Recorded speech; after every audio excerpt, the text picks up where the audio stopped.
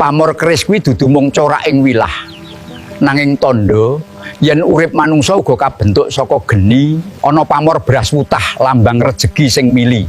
Nanging yen atimu ora tau syukur, sing akeh uga tetep krasa kurang lan ora bakal gawe wareg. Ana pamor udan mas pralambang kamulyan lan kelimpahan. Nanging bondo tanpa budi pekerti mung bakal nuwake gumedhe lan lali marang asal usul. Ana pamor blarak ngirit ngajari supaya urip kuwi iso lentur. Merge wong sing bisa ngalah tanpa kelangan ajine kerep luwih slamet tinimbang sing kaku.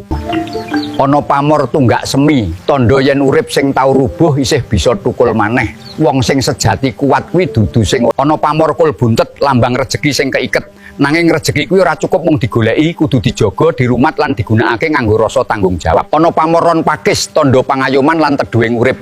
Tegese manungsa becik kuwi ora mung kepengin dilindungi, nanging uga kudu iso dadi pangayom kang liyan. Ana pamor adeg, lambang keteguhan lan prinsip. Nanging urip sing mung lurus tanpa welas asih.